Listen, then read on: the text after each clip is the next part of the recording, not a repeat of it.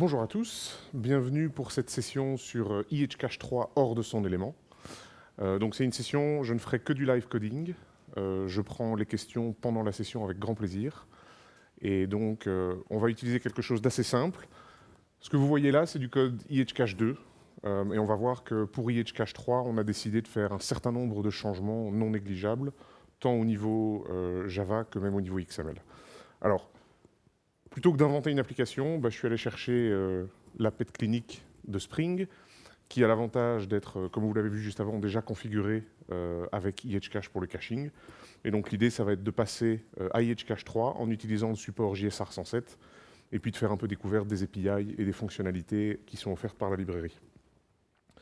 Donc, la première chose que je vais faire, c'est déjà supprimer tout ce qui concerne la configuration IHCache 2, parce qu'on n'en a plus besoin.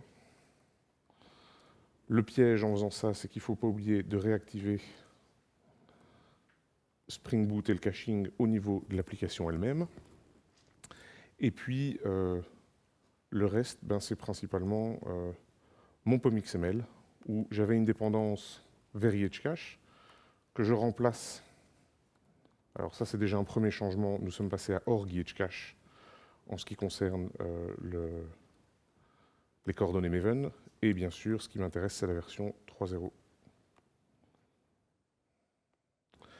L'autre chose dont je vais avoir besoin, et au début, je vais commencer IHCache au travers de JSR 107. Donc le scope que je veux pour IHCache 3, c'est runtime. Je ne veux pas de dépendance à la librairie dans mon application. Tout va utiliser les API de Java Xcache pour fonctionner. Ce qui veut donc dire qu'il me faut cette dépendance.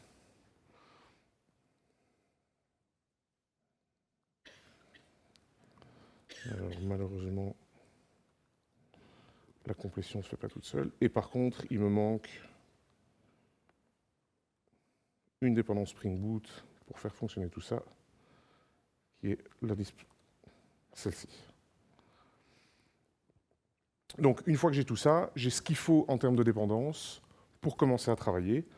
Et l'idée, bien sûr, ça va être d'utiliser ça dans cette implémentation de service.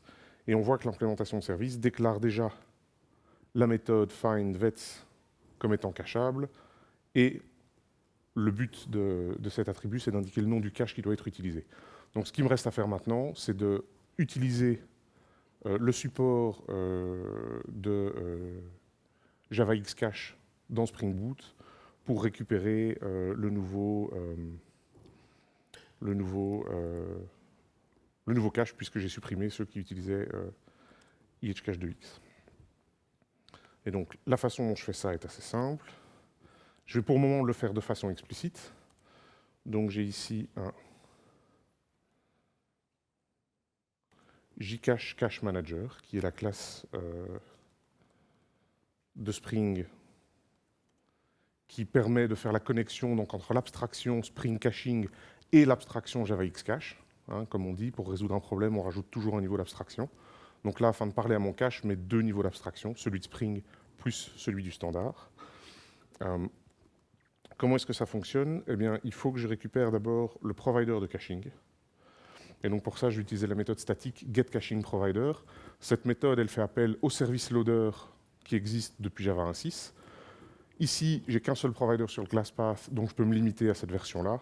Maintenant, il y a des variantes qui prennent un class loader spécifique, des variantes qui prennent un class loader spécifique ou un fully qualified class name ou la combinaison des deux afin de choisir un provider bien spécifique au cas où vous en auriez plusieurs.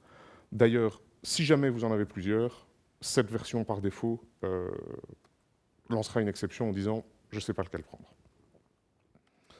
Donc, une fois que j'ai mon provider, je vais récupérer un cache manager, qui est un concept qui devrait être familier aux gens qui ont déjà fait du IHCache. Donc, ça va être un repository de cache. Et avec ce cache manager, eh bien, il me reste à créer un cache dessus. Donc, on a vu que mon cache devait s'appeler vets. Et la JSR 107, donc Java X Caching, fournit un objet de configuration qui va vous permettre, un bin de configuration qui va vous permettre de configurer les caches que vous voulez utiliser. Donc, Ici, je vais extraire cette configuration. Et c'est vrai qu'on n'a peut-être pas fait attention, mais si je le montre, ça va être celui-là. On voit que le cache était configuré avec un time to leave de 60 secondes. OK? Donc ça, c'est la partie de configuration qu'on va reprendre. Donc dans ma configuration, je vais configurer ce que Java Xcache appelle une expiry policy factory. Donc c'est une factory qui doit me rendre un objet de type expiry, qui sera donc utilisé par mon cache. Et ici, le time to leave, c'est bien le temps par rapport à la création de l'élément dans le cache.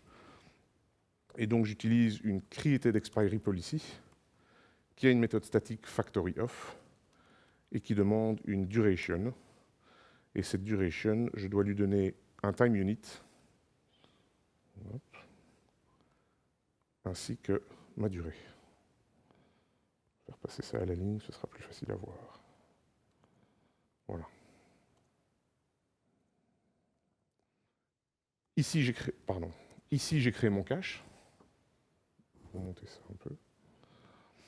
J'ai créé mon cache, et il me reste évidemment à renvoyer le bean dont a besoin Spring pour fonctionner.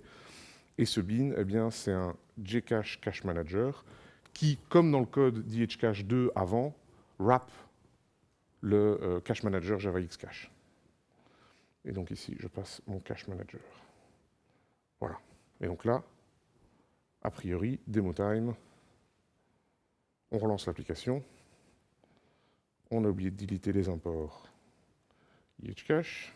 Voilà. Et il devait en rester d'autres ailleurs. Bon, enfin.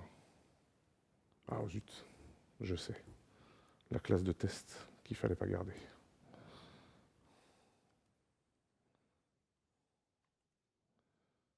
C'est toujours l'inconvénient. Spring Boot démarre. J'arrive ici. Mon pet clinique fonctionne comme avant. Et donc, on a vu que c'était les vétérinaires que je cachais. Donc, je vois mes vétérinaires. Et si je vais dans ma console, ah zut. J'ai une belle exception. Et mon exception, c'est quoi? C'est un Java IO Not Serializable Exception. Alors, pourquoi est-ce que j'ai ça? Est-ce que quelqu'un sait? Pas toi, c'est tricher. Alors, le problème, c'est que JSR 107, donc Java X Caching, a décidé un certain nombre de défauts. Et un des défauts qu'on peut voir en allant ouvrir Mutable Configuration, c'est celui-ci. Le store by value est à true. Ça veut donc dire que, par défaut, si j'utilise les caches configurés avec le minimum d'informations, les providers de caching sont supposés stocker vos objets par valeur et pas par référence. Donc ça veut dire qu'il faut en faire une copie. La façon standard de faire une copie en Java, non, ce n'est pas clone. C'est bien au travers de sérialisables.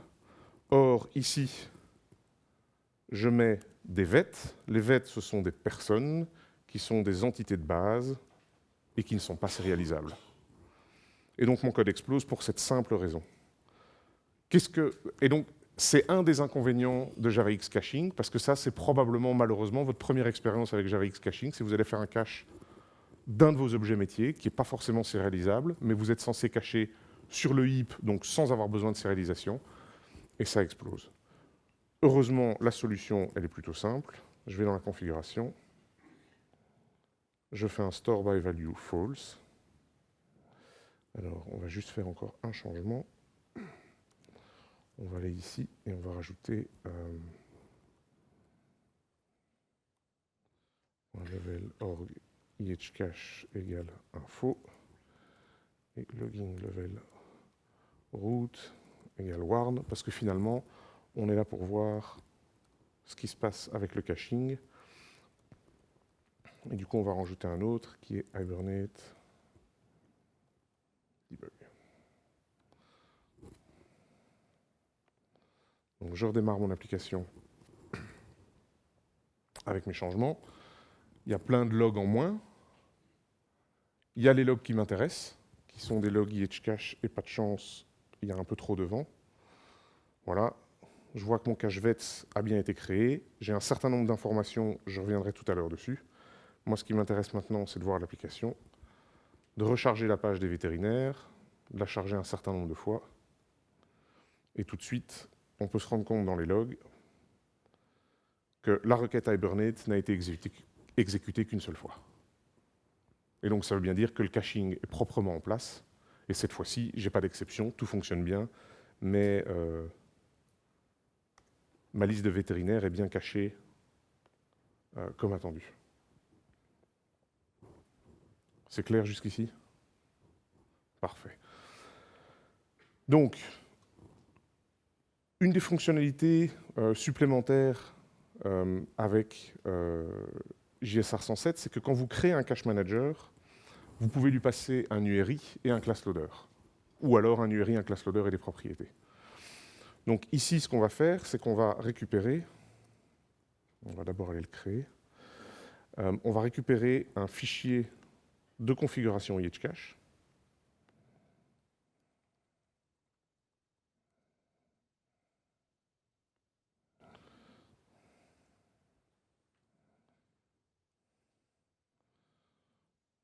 Voilà.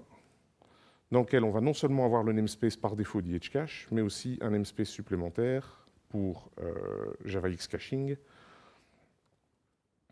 parce que nous allons avoir besoin des extensions de configuration au niveau XML, qui ne sont pas dans la XSD de base de IHCache 3. Donc, comment est-ce que je fonctionne ici? Alors, l'idée, c'est dans IHCache, on a une notion de service. Et dans ce service, dès le moment où j'utilise une XSD externe, comme celle de JSR 107, ben, j'ai un certain nombre de choses qui sont disponibles. Et par défaut, voilà ce que me propose la XSD JSR 107. Je peux définir des défauts, et un de ces défauts, c'est de mapper un cache name vers un template. Alors le cache name, c'est assez facile, on a vu, c'est VETS, c'est ça que utilise le code qu'on a vu. Le template, c'est quoi? Le template, c'est une notion qu'on a rajoutée dans IHCache 3 qui remplace l'ancien default cache de IHCache 2. Donc dans IHCache 2, quand vous vouliez créer un cache sans lui passer de configuration, vous pouviez avoir ce qu'on appelait le concept de default cache, et du coup vous étiez capable de créer des caches avec n'importe quel nom et toujours une configuration commune. Mais c'était une configuration commune. Donc dans IHCache 3, on a décidé de pousser ça un peu plus loin et d'avoir un système de template qui va nous permettre de faire plusieurs choses. Et la première chose qu'on va voir, ce n'est pas l'utilisation standard des templates, c'est une utilisation dans le cadre de JSR 107. Alors, ici évidemment, j'ai de l'aide au niveau XML, donc il me dit qu'il manque le template en question. Et voilà le template minimum. C'est assez minimum. À quoi il va bien me servir ce template? Eh bien, si je retourne sur le code, on peut voir que par rapport à ce que j'avais avant en IHCache 2, il me manque quand même un concept très important dans le domaine du caching, c'est tout ce qui concerne la taille d'un cache. Parce que finalement, un cache, c'est stocker des données temporaires en espérant que votre application devienne plus rapide. Mais si le résultat de ce stockage, c'est que votre application part en out of memory, ben, ce n'est pas un combat très intéressant. Donc, et le problème, c'est que la spécification n'a rien pour ça. Si je regarde dans les différents setters que j'ai sur la configuration, j'ai donc l'expiry policy, ben ça on l'avait utilisé, le store by value on en a parlé, management enabled, l'idée c'est de dire est-ce que je veux un nbean qui va me proposer quelques actions sur le cache, c'est pas ça qu'on veut. Les types, c'est spécifier les types du mutable configuration. Dès le moment où vous utilisez des caches typés, vous devez invoquer cette méthode. Parce que sinon, le mutable configuration n'a aucun moyen en runtime de passer l'information à la librairie d'implémentation. Parce que le type générique que je déclare ici, il sera effacé. Et donc, en fait, quelque part, toutes les mutable configurations, si je ne fais pas un set type, ce sont des object-object.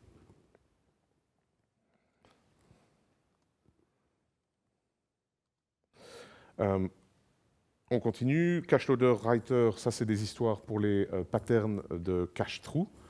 Par contre, en une demi-heure, c'est pas possible de couvrir ça, donc je ne couvrirai pas. Et vous voyez que read-through and write-through, c'est pareil, c'est lié à ça. Donc en gros, ici, je n'ai aucun contrôle sur la capacité de mon cache. Donc je vais retourner ici dans mon cache XML, et ce que je vais faire, c'est le cache le plus simple que je puisse faire, c'est-à-dire un cache qui contient du heap et qui aura maximum 10 entrées. Comment est-ce que je lis tout ça du côté de mon cache manager? C'est assez simple. Je prends ma ressource.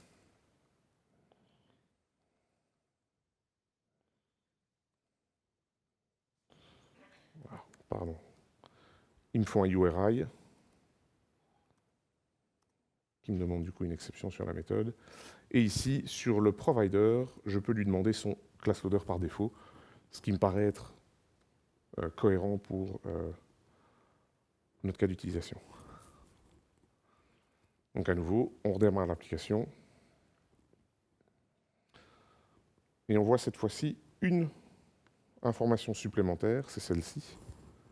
C'est que la configuration du cache VETS sera refaite au travers du template simple.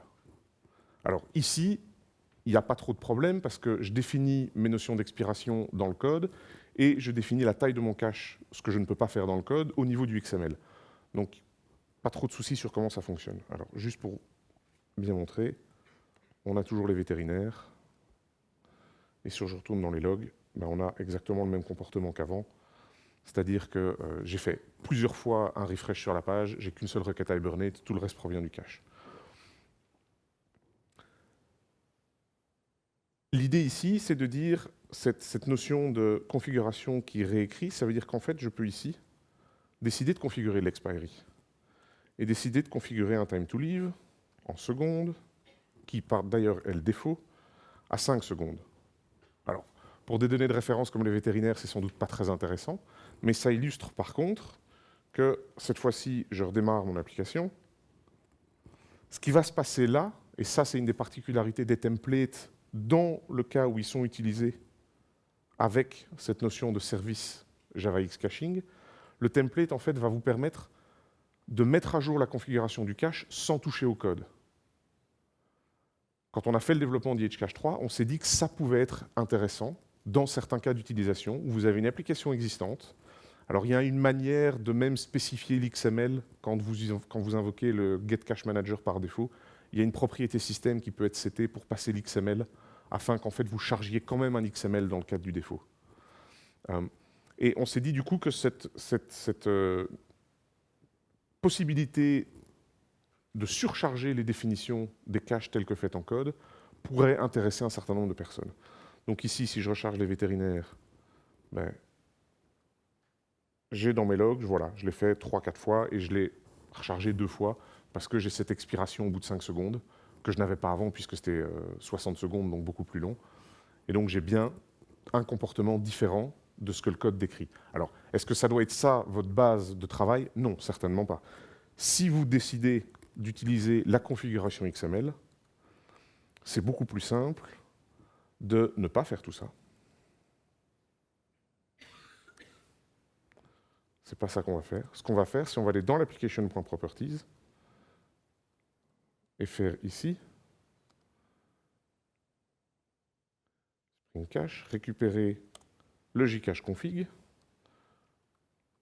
et passer mon ihcache.xml. Alors, je dois faire quelques modifications. Puisque je l'utilise maintenant directement au sens ihcache, j'ai plus besoin, enfin, je n'utilise que ihcache, plus du tout de configuration programmatique JavaX caching. Je n'ai plus besoin de cette notion de service et je vais juste me contenter de définir le cache VETS comme utilisant le template simple. Et voilà. Alors ici, il est clair que le template est un peu redondant. Donc un cache et un cache template prennent le même contenu. Donc je pourrais tout déplacer dans le cache, mais voilà. Et donc ici, cette fois-ci, je redémarre.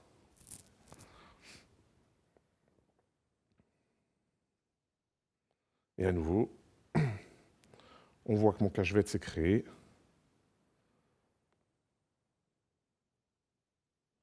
Ici, je recharge à nouveau plusieurs fois et on voit que voilà, j'ai rechargé 3 fois la page et une seule fois la requête, donc le caching fonctionne. Donc juste pour revenir au changement. Ici, maintenant, par contre, on a quelque chose de beaucoup plus intéressant, et ça, c'est le support Spring et Spring Boot. Dans mon application, la seule chose qui me reste, c'est le Enable Caching au-dessus, et je ne définis plus rien d'autre. Et tout se fait simplement dans l'application.properties, en spécifiant l'endroit sur le ClassPass où trouver mon fichier de configuration, ce que Spring va interpréter en faisant un URI, qu'il passera au caching provider par défaut qu'il a trouvé, et qu'il passera pour la création du cache manager. Question par rapport à ceci? On continue alors. Donc, l'idée maintenant, c'est qu'une fois que je suis dans mon XML, le template a un rôle un petit peu différent, puisque le template, en fait, il me permet de définir des choses en commun, mais je peux tout à fait les surcharger au niveau d'un cache. Donc cette fois-ci, ce n'est plus le template qui surcharge, c'est plutôt la définition du cache qui permet de surcharger ce qu'on va pouvoir mettre sur le cache. Alors, une des fonctionnalités intéressantes de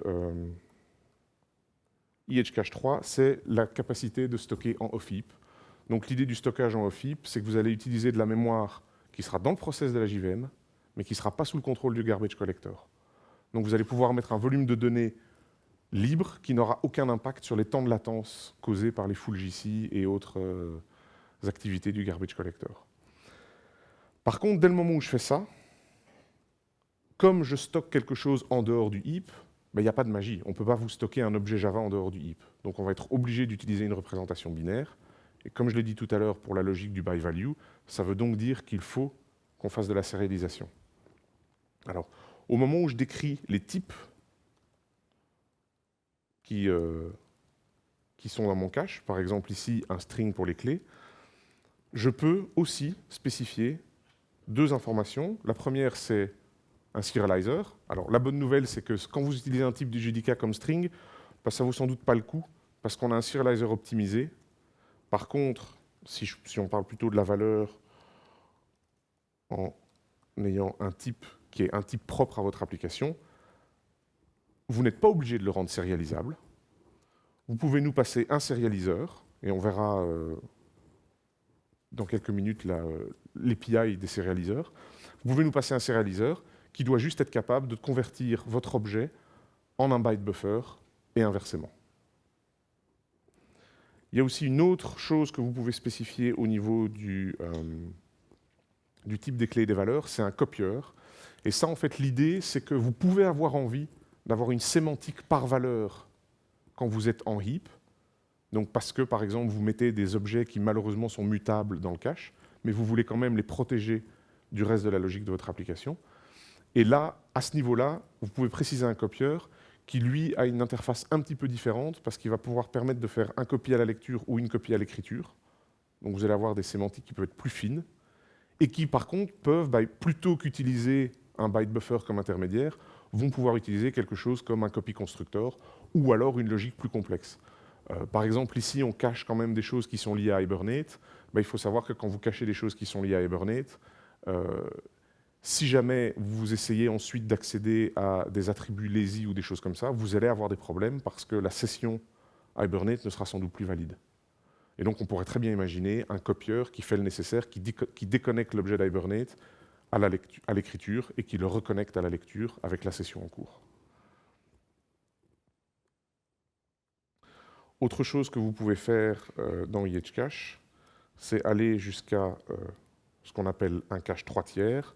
Donc je mets une trentaine d'entrées en heap, je vais jusqu'à 100 gigas off heap. Évidemment, il faut avoir la mémoire sur la machine qui le supporte, hein, ça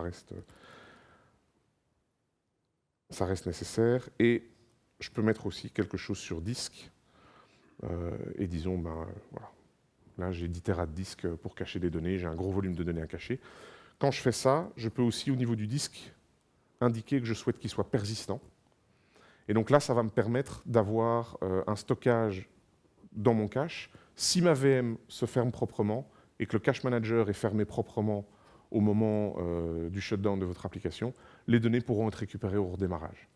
C'est par contre dans EHCache Open Source quelque chose qui n'est pas résistant, qui n'est pas durable. Donc si jamais vous avez un crash de votre application, il y a beaucoup de chances qu'au redémarrage, la partie disque soit nettoyée parce qu'elle n'est pas consistante et qu'on ne peut pas garantir qu'on arrive à tout recharger euh, quand, quand ça repart. Donc voilà, je reviens à mon point de départ. Alors, la dernière chose qu'on n'a pas encore vue, c'est comment est-ce qu'on utilise IHCache 3 en tant que tel, sans passer par l'intégration JSR 107. Et donc ici, ce que je vais devoir faire, c'est tout simplement... Ah oui, la première chose que je dois faire, c'est décider que je veux utiliser IHCache 3, donc je dois virer le scope runtime, parce que sinon je ne l'aurai pas sur mon ClassPath pour la compilation. Et donc...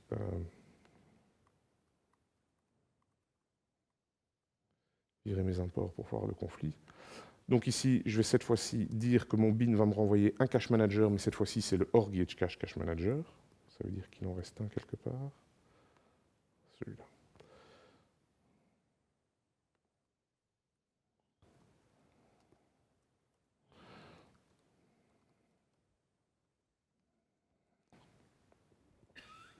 Alors, ici l'idée, évidemment, mais vu que j'arrive court, c'est que vous allez devoir utiliser ce cache manager de façon explicite. Hein, donc, il ne va pas y avoir d'intégration avec Spring Caching, puisque l'intégration, elle passe par Java Xcache.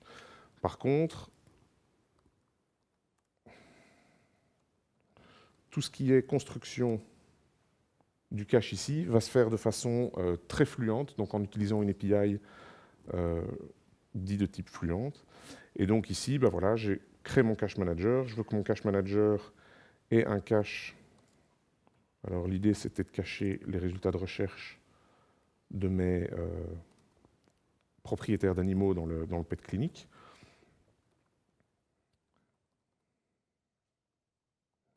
Et toute la logique des builders qu'on a mis en place dans... yeah, c'est ça.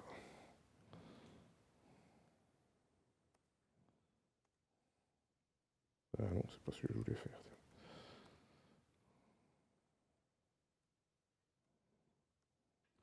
Toute la logique qu'on a mis en place, je vous oblige à spécifier les choses qui sont obligatoires.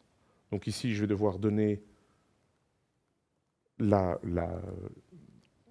type de ma clé, le type de mes valeurs, et ensuite, à nouveau, parce qu'il est obligatoire d'avoir une contrainte de taille dans un cache, vous allez devoir spécifier au moins la taille, et donc vous voyez que voilà, tout est... et ici, derrière, ce qu'il me reste à faire, c'est tout simplement un build. Alors quand je build un cache manager, ça va par défaut ne pas l'initialiser. Le cycle de vie de votre application, c'est le vôtre. Donc par défaut, on n'initialise pas. Par contre, il y a des cas où je veux qu'il soit initialisé. Et donc à ce moment-là, il suffit simplement que je le dise en passant un booléen au build et j'obtiens un cache manager initialisé. Et donc voilà. Là, j'ai un cache manager qui est disponible, prêt à être utilisé. Alors il y a un autre changement important par rapport à IHCache 2X, c'est qu'il n'y a plus cette notion de singleton du cache manager qui vous permet d'accéder à tous les cache managers enregistrés dans la VM. Donc là, c'est plutôt l'idée, vous instanciez un cache manager et la façon dont vous le passez aux différents composants de votre application est de votre responsabilité. Et un des problèmes que ça résout, c'est que vous n'aurez plus ce « Oh, un cache manager du même nom existe déjà » et en fait, vous n'avez jamais nommé de cache manager parce que vous n'avez jamais regardé qu'il pouvait être nommé et c'est juste que deux endroits de votre application essayent de charger un fichier de config et il y en a un des deux qui n'est pas content parce que ça en fait deux. Alors, tout ce que je pouvais faire en XML, je peux évidemment le faire ici. Donc ici, en plus du heap, je peux rajouter du off-heap.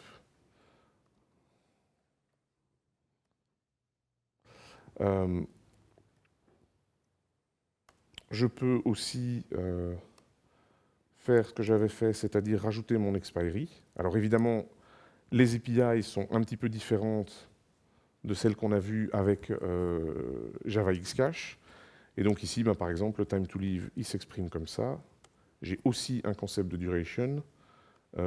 Par contre, pour une raison indéterminée, la duration de JavaX cache prend d'abord l'unité et puis ensuite la valeur, ce qui est moins lisible.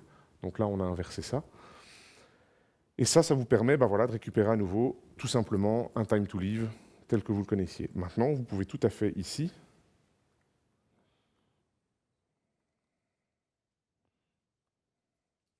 choisir d'avoir votre propre type. Et alors, vous voyez que vous devez implémenter la méthode, l'interface expiry, qui a 3 méthodes. Donne-moi les 3 d'un coup. Hop, hop, hop. Bon, il ne veut pas, d'accord.